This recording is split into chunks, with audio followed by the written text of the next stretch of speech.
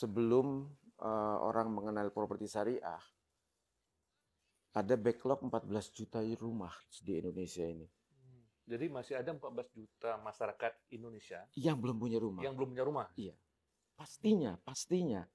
Ya ini sebagian besarnya pastinya Muslim kan. Paling tidak 85% tuh. Kalau di ini kan 80%? populasi kita 87% gitu Ya. loh. Tapi saya yakin di atas 90% itu Muslim dari 14 juta. Ya. Visinya APSI adalah APSI ingin menjadi tolok ukur properti syariah di Indonesia. Brainstorming ya. Ya, tentang ya. pemahaman syariah nih ya. Iya, Pemahaman syariah iya. awal ya. Betul.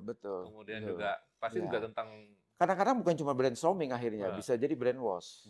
Bisa jadi brainwash karena selama ini pemahaman kan orang sudah tercetak di luar sana gitu kan. Harus begini gitu loh. Itu yang harus kita brainwash gitu loh. Welcome to the Good Talk. Bismillahirrahmanirrahim. Kita ketemu lagi di Good Talk. Alhamdulillah hari ini kita bersama Ketua Umum APSI, ya, Bapak Muhammad Abu Bakar. Assalamualaikum. Waalaikumsalam warahmatullahi wabarakatuh. Bang Fadil, apa kabar Bang Fadil? Alhamdulillah. Iya, senang nih hari bisa ketemu antum lagi nih. Iya. Ini... Walaupun agak grogi dikit nih, kalau ketemu orang ganteng ini biasa deh kita. Masya Allah, subhanallah. Alhamdulillah, tapi sehat-sehat selalu ya. Sehat, alhamdulillah. Ini anak panggilnya Pak Abu, Pak Muhammad atau ada panggilan? Biasa saya itu punya panggilan macam-macam memang ya. Ada yang panggil Pak Ama, ada yang panggil Pak Abu. Tapi saya lebih suka memang panggilan dari kecil ya. Dan orang-orang orang terdekat saya lah manggil saya dengan Ama. Jadi untuk orang-orang yang terdekat saya merasa lebih enak, lebih familiar, lebih akrab kalau dipanggil dengan Ama. Alhamdulillah. Iya. Nama kecil itu sebenarnya. Nama kecil ya. Nama kecil. Iya.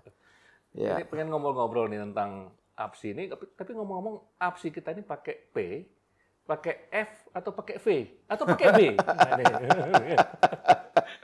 Yang jelas kalau dibahasakan pakai fa ya. Kalau fa tadi jadinya pakai F ya. Ya gini, APSI itu sebetulnya PSI sebetulnya, tapi bukan partai ya. Tapi sebetulnya apa sih? Adapun pakai A-nya di belakang itu, jadi di depan itu hanya ya ini pilihan. Ada yang memilih himpunan, ada yang memilih asosiasi, dan kami memilih asosiasi. Dan P-nya sendiri itu memang P yang jelas ya, P Papa. Karena dari asal kata dari properti. Oh gitu. Iya. Terus sekarang ada F, ada. Betul. Ada fintech syariah, ada APSI, ada blockchain syariah. Jadi macam-macamnya di kalau APSI pakai P, pakai F, pakai V. Iya betul. Pakai P yang jelas karena asal katanya dari properti. Mungkin bisa cerita Pak Ahmad tuh sejarah berdirinya APSI dan apa cita-cita di awal sehingga perlu ada APSI gitu. Agak panjang sedikit ini ya jawabannya ya. Karena gini. APSI sendiri didirikan di Jogja.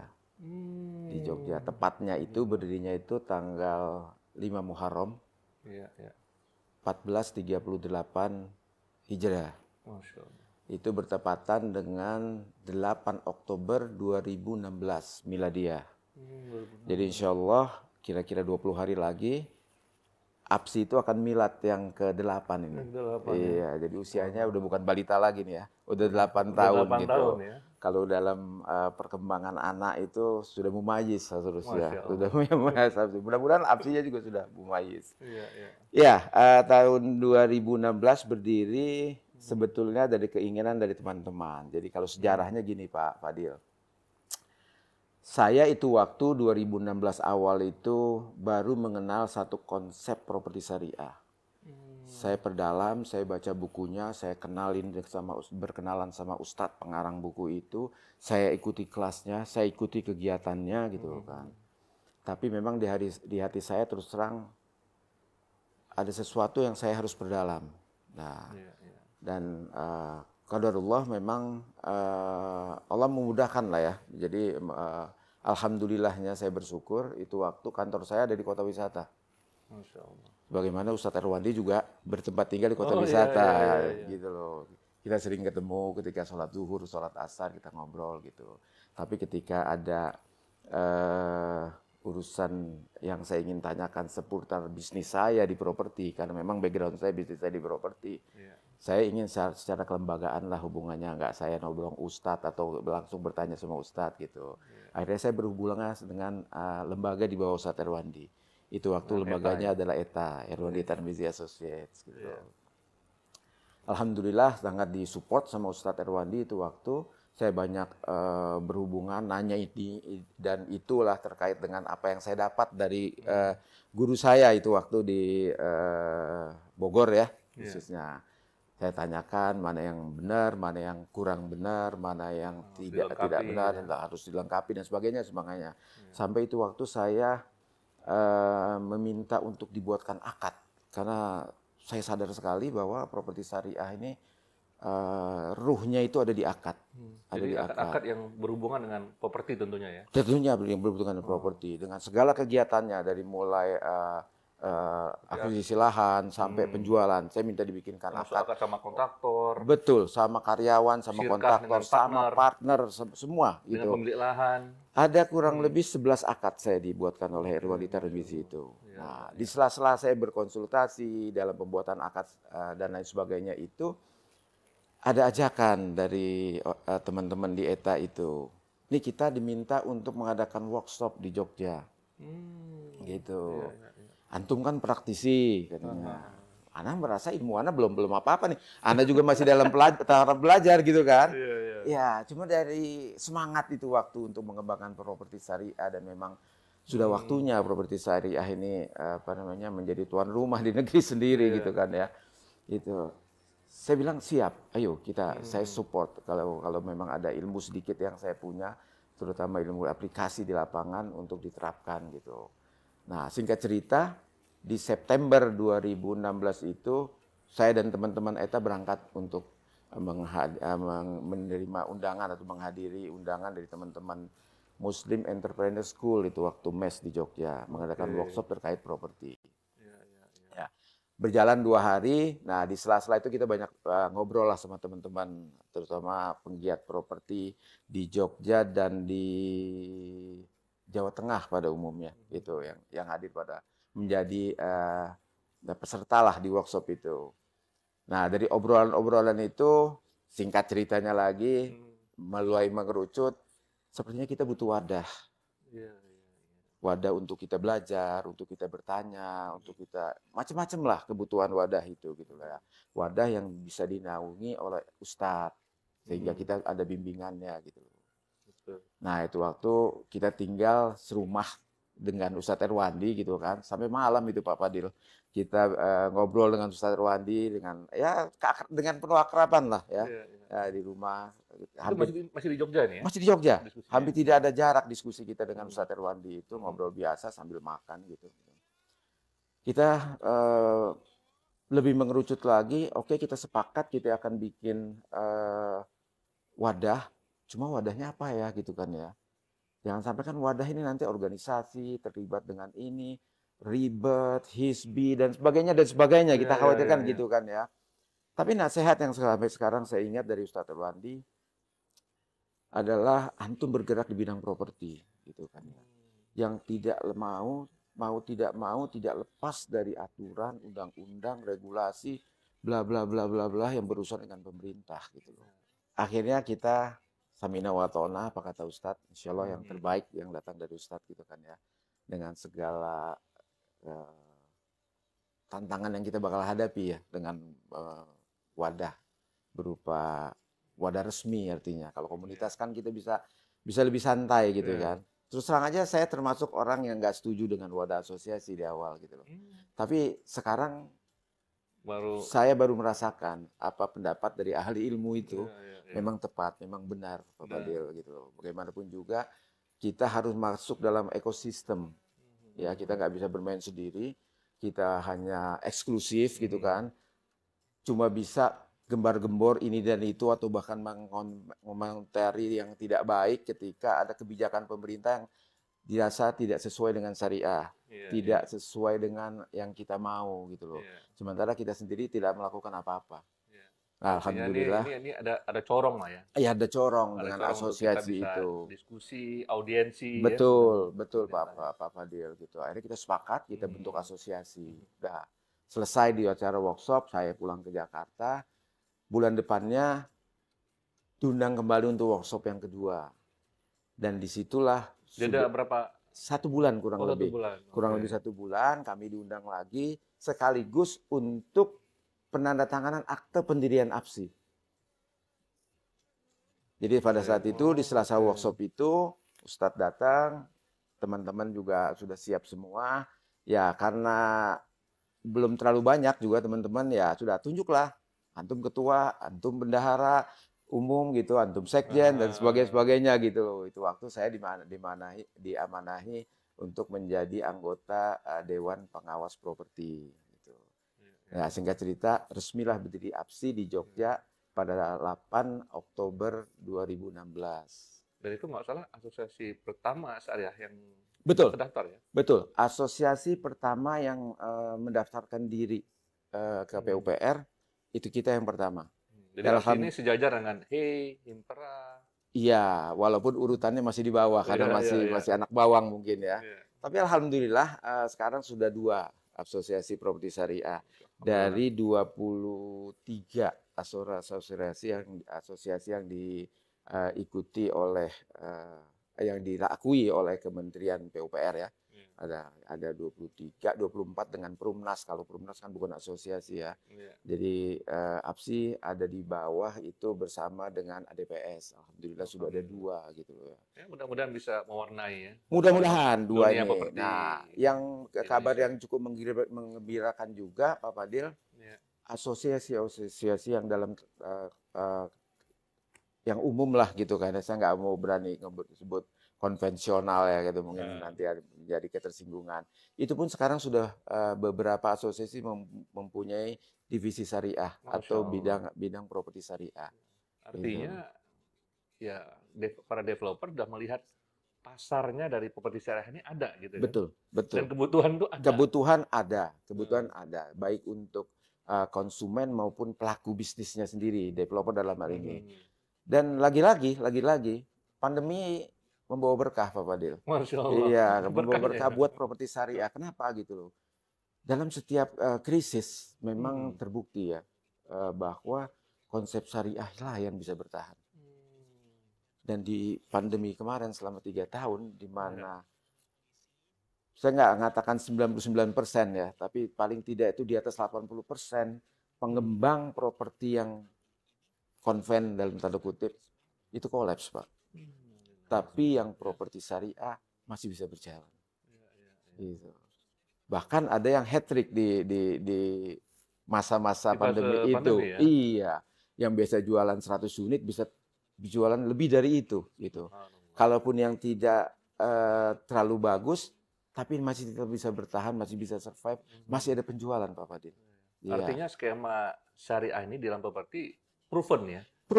Proven sekali, terutama ketika mengalami gejolak gitu, pelakunya dalam hal ini ya developernya atau pengembangnya itu bisa bertahan. Nah, dengan pengembangnya bisa bertahan, otomatis ya hulunya nanti atau hilirnya sampai ke konsumennya juga bisa bertahan, bisa dilayani gitu. Sementara di properti yang konvensional, katakanlah yang terlibat dengan pinjaman riba dengan lembaga-lembaga tertentu gitu kan, berbenah diri aja mereka untuk menyelamatkan dirinya aja sulit gitu loh. Iya. Karena ada cicilan macam-macam ribanya lah, itu yang terus setiap bulan harus. Betul. Bahkan pandeminya selesai, mereka masih sibuk restrukturisasi itu. Kita langsung tancap gas kalau properti syariah. Gitu. Ya, kendala lain pasti ada lah, namanya bisnis pasti ada. Tapi dalam semua, saya mengalami 2 kali masa krisis ya, krisis moneter tahun 98, itu waktu saya juga masih belum syariah lah, belum menjalankan konsep syariah. Tapi saya lihat itu waktu sudah ada bank syariah, bank muamalat survive dibanding bank-bank yang lain gitu. Ya kan. Nah, ada kondisi yang abnormal ketika pandemi kemarin juga, alhamdulillah saya sudah di properti syariah dan alhamdulillah survive. Alhamdulillah. Alhamdulillah. Ngomong-ngomong, APSI ini siapa saja ini Ustadz pembina atau Dewan Pengawas Syariahnya? Ya, di awal dari pendiriannya aja memang bidannya lah kalau boleh dibilang ya, itu dari teman-teman ETA, Erwandi Tarbiyah Soswed. Iya. Nah, sejak di awal pun Dewan, memang bedanya APSI ya, lagi bedanya APSI itu sejak berdirinya, sejak awal dia punya 2 dewan. Pertama Dewan Pengawas Properti, yang kedua Dewan Pengawas Syariah. Iya, iya, Dan iya, pada iya. saat pendirian itu Dewan Pengawas Syariahnya masih tunggal, ETA, Erwandi Tarbiyah Associate. Iya. Tapi alhamdulillah berkembang sampai 2017, kebutuhan kita makin besar terhadap ketergantungan kita juga makin besar Iya. terhadap Dewan Pengawas Syariah ini. Alhamdulillah ustadz-ustadz lain masuk gitu. Alhamdulillah sekarang ini kita punya 7 Dewan Pengawas Syariah. Subhanallah, alhamdulillah. Iya. Ketuanya itu Dr.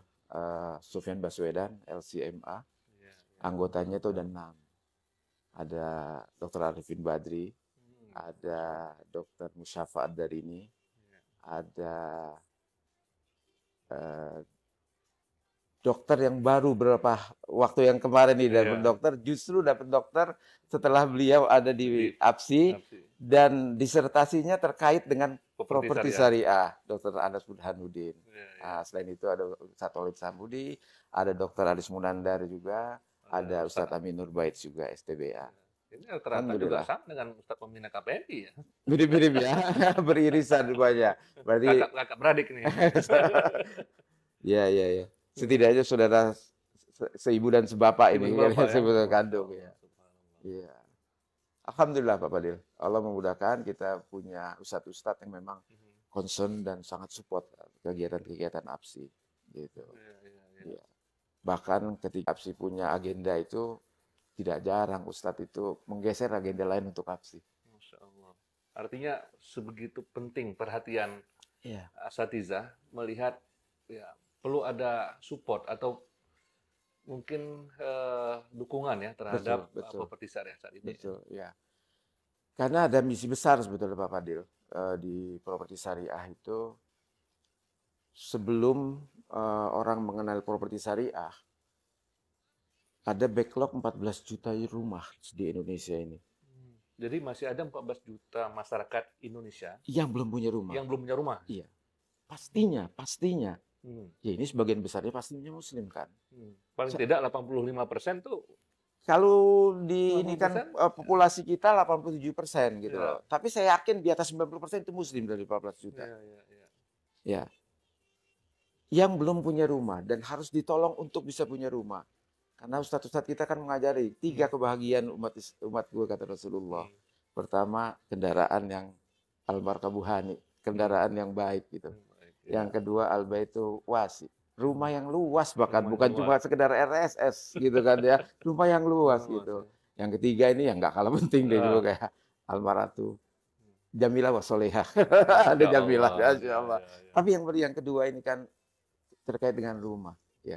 Memang rumah bukan segalanya, rumah bukan hal yang vital, tapi rumah yang penting untuk membuat umat itu menjadi bahagia. Tempat tumbuhnya peradaban. Tempat tumbuh peradaban, di mana keluarga membina hidup di situ.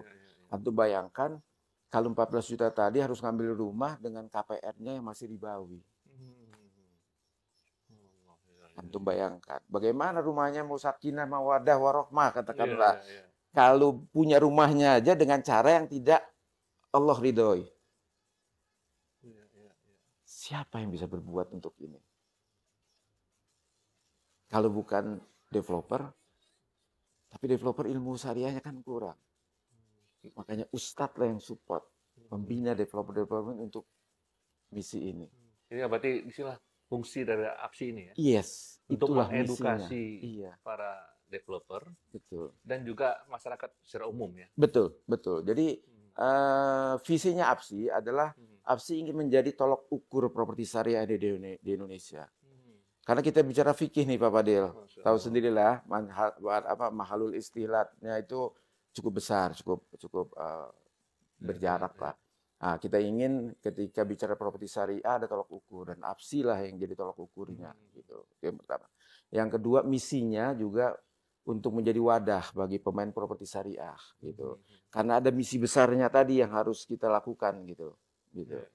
Nah, terus tagline kita juga selain properti membangun umat, ya bukan cuma membangun rumah nih, membangun umat, membangun peradaban gitu loh Bukan kan. hanya Ya. rumahnya aja ya. Bukan hanya rumah aja, tapi umatnya harus Umatnya kita bangun. sekeseluruhan. Betul, betul.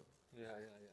Sekarang APSI di mana kantornya? Kan kemarin berdirinya di Jogja. Nah, menarik ini. Gimana Iya. cerita ini? Jadi karena berdirinya di Jogja, teman-teman Jogja yang menginisiasi gitu kan ya. Dari 2016 sampai 2022 akhir, menjelang berakhirnya pandemi itu ya. Itu kantornya APSI itu masih ada di Jogja. Karena baik pengurus maupun ketua umumnya itu waktu, ya pendahulu saya, Pak Nanang Yulianto SE, itu berdomisili di Jogja. Jadi kurang lebih 6 tahun, lebih 1 bulan APSI itu berpusat atau berkantor pusat di Jogja. Iya. 2022 ketika kita agak mengurangi gas lah itu waktu ya karena masalah pandemi ya. Dan 2022 itu sudah mulai kelihatan titik terangnya akhir pandemi gitu kan ya. Kita punya inisiatif untuk merubah struktur. Nah, dirubah struktur, ada misi yang dibebankan kepada saya itu waktu ketika saya ditunjuk sebagai PLT, Ketua Umum. Nah, dalam masa itulah saya diberi waktu tenggat 1 tahun sampai 2023 untuk melakukan restrukturisasi sekaligus memindahkan kantor pusat APSI dari Jogja ke ibu kota. Itu waktu ibu kota Indonesia. Itu waktu. Berarti ini siap-siap lagi pindah ke itu dia Pak masalah Kalimantan nih kelihatannya. Ya, itulah dinamikanya APSI Pak Fadil ya. Alhamdulillah sekarang APSI berkantor di Pejaten Raya nomor 1 Jakarta Selatan. Alhamdulillah. Ya. Dan dalam perjalanannya kita sudah punya 13 DPW. Ya, jadi di kita itu Dewan Perwakilan Wilayah kita sebut DPW. Di mana aja tuh yang sudah? Di Jabodetabek masih jadi 1 Jabodetabek gitu. Di Jawa Barat, di Jawa Tengah, di Jogja, di Jawa Timur. Walhasil untuk Jawa ini kita masih minus Banten Pak Fadil. Minus Banten Iya ya? masih minus Banten. Nah di Sumatera kita ada di Lampung, di Riau dan di Jambi. Di Kalimantan kita hampir penuh Kalimantan dari mulai Kalimantan Timur, Selatan, Barat dan Tengah. Yang belum Kaltara mungkin ada insya Allah di belakang. Di Sulawesi kita baru ada di Sulawesi Selatan. Ya, insya Allah tuh. Kalau udah Kalimantan Selatan, Makassar masuk, berarti itu pintu masuknya tuh. Insya Allah. Pintu masuk dari arah timur. Allah. Betul. Sudah ada sih undangan dari beberapa teman yang ada di Sulteng ya, maupun di Gorontalo sudah ada. Tinggal nanti kesiapan kita untuk menindaklanjuti. Iya. Terus gimana caranya para developer nih mau jadi anggota APSI ini? Apa saja persyaratannya dan mungkin ada mekanisme atau ada sekolahnya gitu untuk menjadi anggota APSI? Ya, pastinya dalam suatu organisasi ada persyaratan Pak Fadil ya. Untuk orang luar untuk menjadi anggota APSI. Karena disitulah proses filterisasi dari orang untuk bisa menjadi anggota dan bisa bergabung dengan APSI. Pintu masuknya yang kita buat adalah kita sebut dulu sebelum tahun 2018 kita mengadakan workshop. Istilahnya workshop. Kita sudah mengadakan 3 kali workshop di Jogja dan di Jogja semua itu waktu workshop gitu. Tapi setelah 2018 itu waktu 2017 kita ada Munaslup ya. Setelah Munaslup kita ganti setelah workshop itu menjadi namanya pelatihan pengembang syariah dasar. Kita singkat dengan PPSD. Nah, berarti kalau ada syariah dasar berarti ada setelahnya ada lanjutan. Ada PPSL, ada pelatihan pengembang syariah lanjutan gitu. Alhamdulillah sampai sekarang ini kita sudah mengadakan 6 kali PPSD. 6 kali PPSD. Ya, 1-2 itu di Jogja, yang ketiga di Bekasi, yang keempat di Bogor, yang kelima di Makassar, yang keenam yang baru lalu kembali di Jakarta. Dan insya Allah nih Pak Fadil, dalam waktu dekat ini di pekan depan itu kita akan mengadakan PPSD 2,7. Istilahnya 2,7 itu 2 itu karena pengurusan APSI yang kedua periode Kedua, saya. dan Gitu. yang presiden ke-7. PPSD-nya yang Oh, ke-7. Masya Jadi Allah, ya. iya. Tanggal berapa tuh Pak Ahmad? Insya Allah kita akan laksanakan itu di Jakarta tempatnya tanggal 26 dan 27 Tanggal bulan 26, 27 di Juni. Jakarta. Di Jakarta, tepatnya itu di hotel teras kita, Hotel Fasaka di Cawang, jadi nggak jauh nih dari Tebet kantor, ya? dari Tebet ya, kantornya KPMI ini. Hanya selangkah lah gitu. Dan Ya. PPSD ini juga adalah syarat masuk menjadi anggota APSI gitu ya? Betul, betul. Ada hanya 2 syarat untuk masuk jadi anggota APSI, tapi syarat yang umum, yang general istilahnya untuk semua anggota adalah PPSD. Gitu. Syarat yang kedua adalah kalau anggota tertentu yang memang mungkin dilamar atau mungkin dia masuk tapi levelnya udah terlalu tinggi lah gitu ya, itu bisa dengan rekomendasi. Tapi dari pengalaman berjalannya APSI sampai yang ke-6 kemarin itu, event yang sudah istilahnya kawakan di dunia properti ya, sudah pengalaman mungkin puluhan tahun di properti gitu kan ya, ketika mau masuk ingin ikut PPSD itu. Karena di PPSD itu kalau istilah saya itu tuningnya ya, penyamaan persepsi. Nah, kenapa harus ikut PPSD? Kalau menurut Pak Ma ini, para developer itu baik itu developer yang belum melakukan operasinya dalam skema syariah, maupun yang sudah melakukan skema syariah harus ikut PPSD. Kenapa? Ini ya, jadi gini, kita bicara PPSD adalah bicara bagaimana nanti kita masuk ke dunia properti syariah. Ada 2 kata yang penting di sini. Ada kata-kata properti, ada kata-kata syariahnya nih. Gitu kan ya. Kalau kata-kata propertinya sih sebetulnya normatif aja lah. Ya, karena apa yang baik itu biasanya sesuai sejalan dengan syariah. Ya. Berarti pengertian baik itu dia legal, Yes. mengikuti peraturan pemerintah. Betul. Gitu ya. Betul. Betul. Itu pengertian baik. Pengertian gitu kan? baiknya dan itu memang sejalan dengan syariah tentunya, Betul. Bapak Dir. Nah, tapi ketika bicara dengan berbicara seputar syariahnya ini, nah ini biasanya pertama keawaman kita, Bapak Dir. Terus terang aja kita tuh awam, kita punya agama dari kecil, kita anut agama ini, tapi syariahnya seringkali kita terluput, Bapak Dir. Iya, kita seringkali al ilmu qoblal qaul al mal itu tidak komprehensif kita laksanakan. Kita mau sholat, kita pelajari bagaimana sholat itu, gitu kan. Ketika mau puasa, kita pelajari itu rukun-rukunnya, apa yang menggugurkan pahala puasa, apa yang menggugurkan puasa dan sebagainya, kita pelajari lah ilmunya itu. Tapi ketika bicara bisnis, seringkali kita luput. Kita bicara bagaimana kita bisnis itu sesuai dengan syariah. Mungkin bisa kasih bocoran nih, kisi-kisinya apa aja sih yang akan diajarkan di PPSD nih, Pak? Nah, itu dia. Jadi memang kebanyakan PPSD itu untuk pertama pasti mengenal APSI-nya sendiri.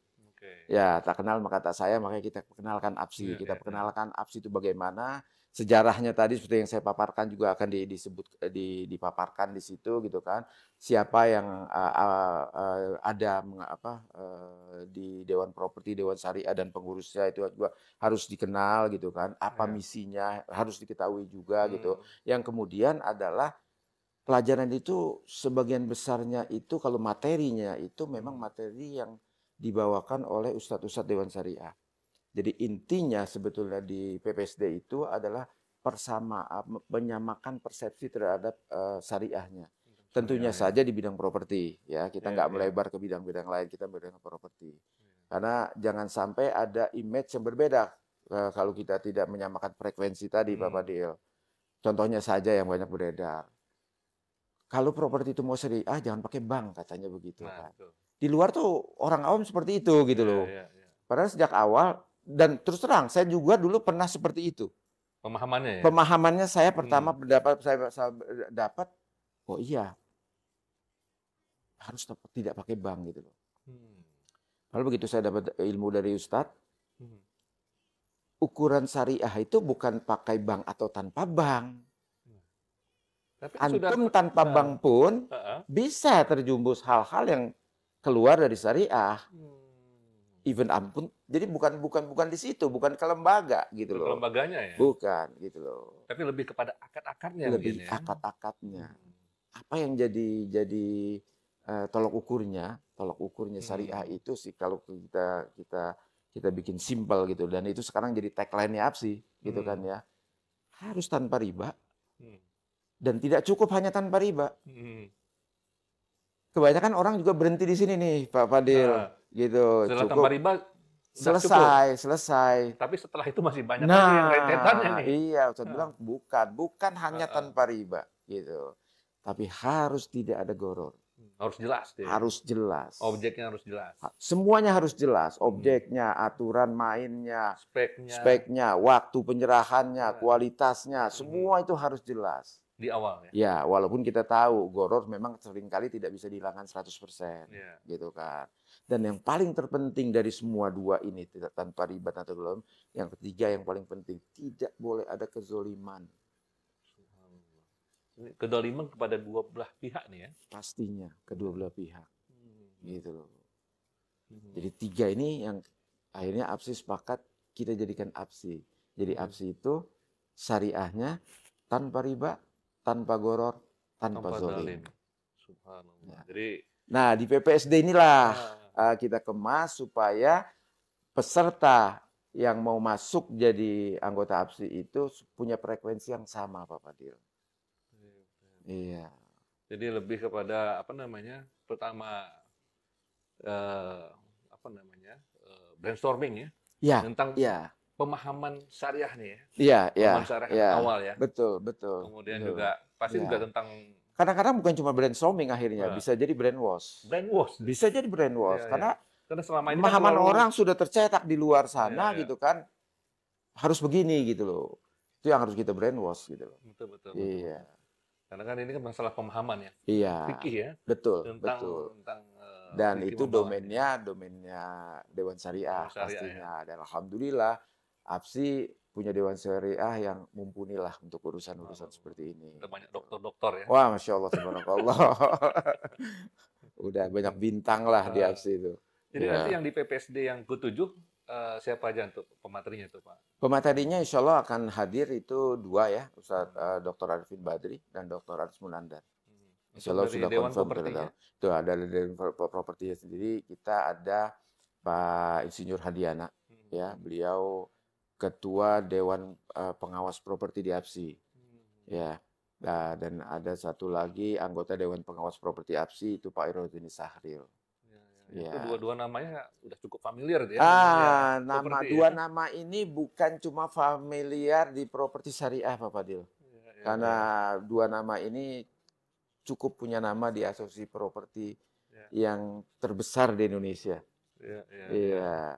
Dan mereka masih berkiprah juga di situ. Nah, inilah adanya APSI ini, alhamdulillah jadi penyemangat buat kita dalam berdakwah. Karena terus terang aja di APSI ini muatan dakwahnya yang akan lebih besar daripada muatan bisnisnya, Pak. Gitu. Maka sebetulnya dua nama yang saya sebutkan tadi itu sudah ingin check out dari organisasi beliau sebenarnya. Tapi dakwah kan nggak harus aja di APSI. Dakwah bisa di mana? Antum bisa dakwah di REI, Anda bilang. Antum bisa dakwah di Himpera. Antum bisa dakwah di mana aja. Selagi itu membawa kebaikan, antum tetap di sana. Iya. Adapun jabatan di APSI, kiprahnya di APSI, itu tetaplah jadi tujuan untuk misi dakwah yang selanjutnya. Gitu. Makanya alhamdulillah dengan dakwahnya beliau-beliau ini juga tumbuhlah artinya di asosiasi yang notabene belum syariah. Tapi mereka sudah bisa beberapa teman developer bahkan yang dalam skala yang cukup lumayan besar gitu kan ya. Sudah paham apa itu syariah, sudah tahu dan ada beberapa juga yang ingin ikut PPSD yang ke-7 ini. Subhanallah. Iya. Dan biasanya nih, teman-teman di developer properti syariah itu masih banyak yang ingin diskusi dan menanyakan kepada asatidz langsung ya terkait dengan akad di perbankan syariah. Gitu. Nah, apakah nanti di PPSD akan ada berbicara tentang kaidah-kaidah di dalam akad akad-akad syar'i yang ada di perbankan syariah gitu.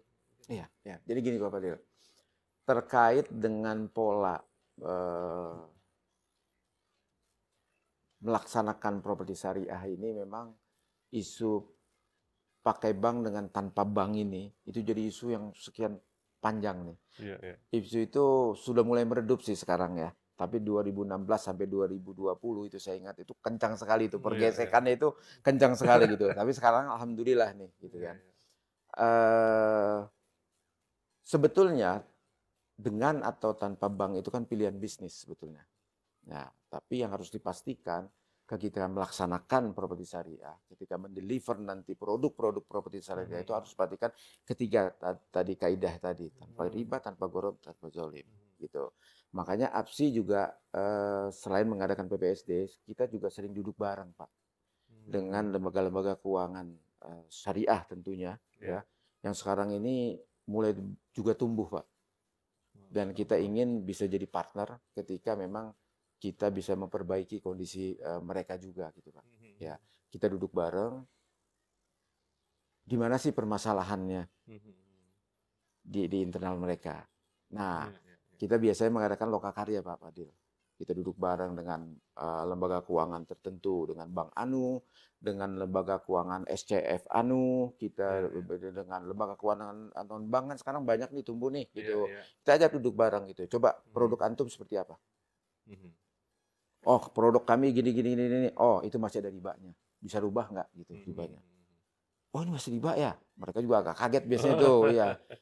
Kok Dewan Syariah kami membolehkan ya? Nah, di sini lagi masalah fikih gitu.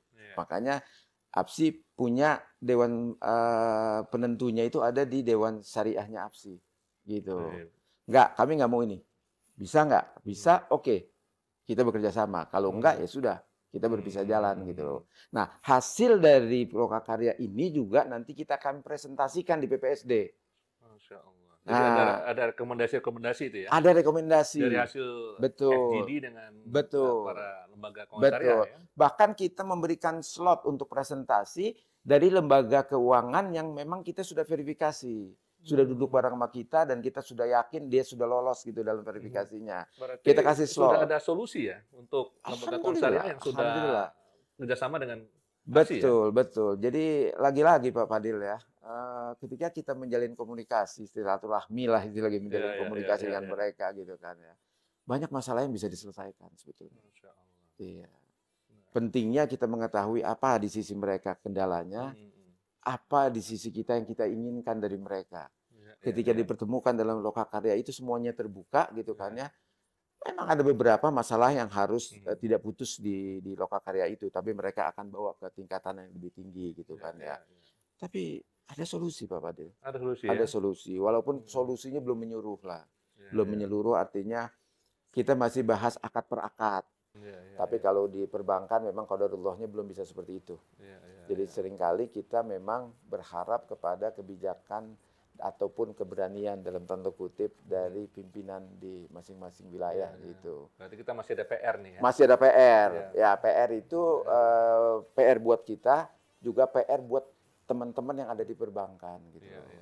Ya bagaimanapun mereka juga mau selamat dari riba itu Pak Fadil. Walaupun mereka sekarang ada di lembaga keuangan yang notabene belum 100% bersih lah katakan ya. Mereka ingin lembaga keuangan masih juga ada hambatan bersih. di regulasi juga ya? Iya, masalahnya gitu lembaga. Tapi kan dari 2016 sampai sekarang kalau saya lihat itu hambatannya itu sudah mulai ada perubahan lah gitu ya. Katakanlah gini Pak Fadil, kalau dulu saya ingat kita bicara akad untuk menghilangkan denda saja dengan perbankan syariah, ketutup tuh. Enggak, kami nggak bisa menghilangkan denda. Ini aturan dari OJK, ini aturan dari BI. Ini baku, ini standar kami. Mau pakai silakan. Ya, take it or leave it akhirnya gitu. Gitu. Akhirnya sudah kita leave. Gitu loh. Ketika kita leave, nah mereka juga kan butuh kita gitu loh. Ya. Tapi dengan silaturahmi tadi, dengan kita ketemu bareng, semua itu bisa ada solusi. Dan itu terus tumbuh ya? Itu terus tumbuh. Dan keinginan itu justru sekarang itu seringkali bukan dari kami APSI. Terus terang kami banyak keterbatasan. Saya beberapa kali didatangi sama orang yang ketika tahu, oh ada APSI di Jakarta, oh ada ketuanya, dia cari saya, dia datang ke kantor saya, dia datang ke proyek saya, tolong dong kami diajak duduk bareng. Artinya mereka terbuka dong. Mereka sangat untuk terbuka diskusi, ya? untuk diskusi. Berarti siap untuk perubahan juga kan? Berarti Ya, mereka nanya, kami juga ingin tahu apa yang harus belum syariah di sisi kami. Iya. Itu inisiasi datang dari mereka. Iya. Dari mereka. Setidaknya Menarik. udah tiga bank lah yang mendatangi kami dan menunggu slot untuk kita ajak berlokakarya bareng. Masya Gitu loh. Allah. Ya. Gitu. Ini menarik ini. Ini menarik dan ini mungkin inilah fungsi APSI di dalam tadi wadah tadi untuk berdiskusi, untuk mencari solusi ya intinya ya. Iya, betul. Jadi Solusi kalau bersama, kita boleh introspeksi, Pak Fadil, jangan-jangan memang kita yang kurang mendakwahkan properti syariah ini. Belum sampai aja Belum pesan dakwah sampai ini ke mereka. Pesan Iya, kita itu pesan dakwah properti syariah itu belum nyampe ke mereka. Iya. Ketika sampai dengan kepada mereka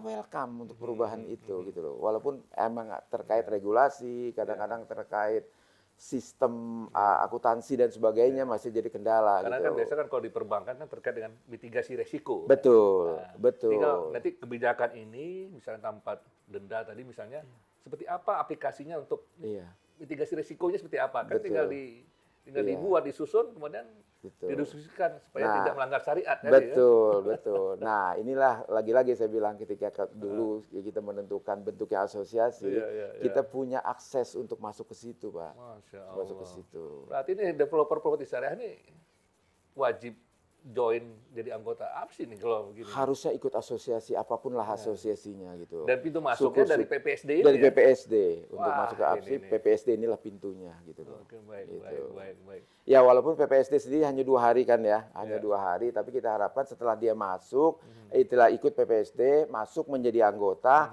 day by day-nya kita akan berhubungan terus lah gitu. Karena dunia properti itu kan bukan dunia yang simpel ya, complicated gitu loh. Tapi perkembangan selalu ada dan menuju ke arah yang positif untuk urusan syariah. Gitu. Kalau saya tadi penasaran betul karena yang mengisi nanti dari Dewan Syariah ada Ustadz Arifin Badri. Ya. Itu beliau luar biasa itu. Makanya. Tentang fatwa-fatwa beliau Betul. ya. Bukan cuma tahu teori istilahnya kan. Ya, tapi aplikasinya, prakteknya Terkait beliau juga pun tahu persis. Masalah fikih muamalah kontemporer. Iya. Yang aplikasinya di dalam di masyarakat ini kan nggak mudah nih. Betul. Dalam menerjemahkan secara hukum fikih dan pelaksanaan di sehari-hari di teman-teman di operasional di perbankan, teman-teman di developer ini kan nggak mudah nih dalam menjembatani ini. Iya. Nah itu lagi-lagi saya bilang tadi, beruntungnya APSI punya Dewan Syariah sekali beliau itu. Ada Ustadz Aris Munandar, Betul, luar biasa. Betul. Gurunya para guru nih beliau. Ya, karena gini, Pak Fadil, kita di praktisi nih ya, developer kan, praktisi gitu kan. Seringkali kan nggak punya waktu tuh untuk mikirkan hal yang seperti itu. Ya, punya waktu pun ilmunya nggak punya Pak Fadil. Keterbatasan ilmu itu yang pastilah gitu kan ya. Nah, alhamdulillah dengan adanya ustadz-ustadz di Dewan Syariah, Dewan Pengawas Syariah ini, itu semua solve problem kita. Gitu. Ada apa-apa? Insya Allah ada solusi ya? Ada solusi insya Allah. Dan insya Allah solusinya itu yang terbaik gitu. Dan jadi nggak ada permasalahan dan tidak ada solusi di dalam. Insya Allah semuanya ada solusi. Semuanya solusi.